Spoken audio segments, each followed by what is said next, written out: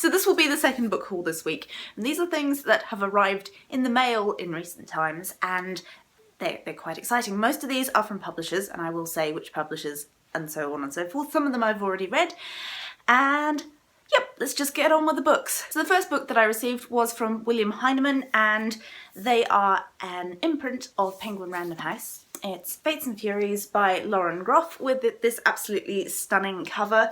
This is the story of a marriage, and we get to see this marriage from both perspectives, and I've actually read this and I've done a review of it, so I'll link that down below if you're interested. It's a great character study and an amazing look at some of the ideas that we have around marriage and what constitutes the perfect marriage. So, really great read. The second one I have also read, and it is The Gap of Time by Jeanette Winterson. This is the first in the Hogarth Shakespeare series, and I've done a whole video talking about the series and about this book in particular. This is a retelling of The Winter's Tale by William Shakespeare, and again, this was a really, really great read. I was very pleased to receive it for review from Vintage Books, and this one, as well as Fates and Furies, are now out in bookshops. You can buy them. This one is also from Vintage, and I believe it comes out on the 22nd of October. It's been quite hyped, this book, so far. I heard about it on Book Riot, and it is City on Fire by Garth Risk-Hallberg. I'm currently reading this and really enjoying it, but it is a huge read. It is about 900 pages. It might be over that. It's over 900 pages.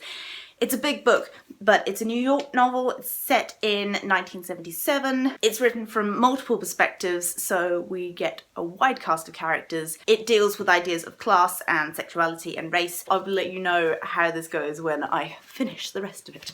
It's also keeping me strong, lugging this around in my bag. Next up, I was contacted by Freight Books, who are a literary publisher from Scotland, and they asked if I would like a review copy of Jellyfish by Janice Galloway, and I've been wanting to read Janice Galloway for a while, so I said, oh yes please. And they also asked if I would like anything else from their catalogue, so I've got something else as well. This is a collection of short stories, and I believe this deals with the idea of parenthood. It says at the beginning that this takes on David Lodge's assertion that literature is mostly about having sex and not much about having children, and life's the other way round. I'm not sure how I'm going to find this, because I have kind of perhaps slightly different sort of views on motherhood and the expectations surrounding motherhood. So yeah, I'm really interested to read this and see what it's all about. The other book that I was sent by Freight Books was The Blue Horse by Philip Miller, which I hadn't heard about before, but I looked through their catalogue and this sounded really interesting. It's about art, and it is set in Edinburgh. These are two things that I like to read about. It sounds like a bit of a sort of a mystery kind of thing, and it's about art, so I mean that tickled my fancy.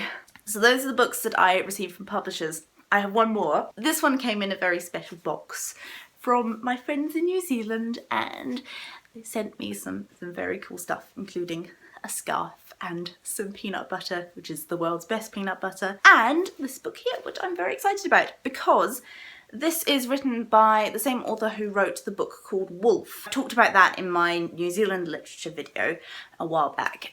So this is his second novel, and it's set in New Zealand, or at least partially set in New Zealand, and it's not available over here at the moment, so I was very excited when they offered to send me a book over. I said, oh, this one. It kind of sounds like a post-apocalyptic novel that's set in the past.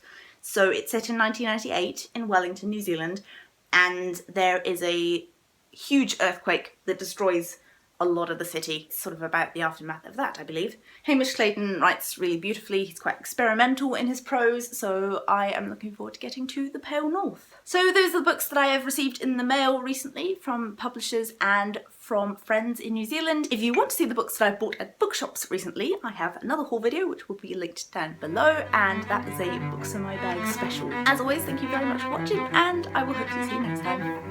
Bye!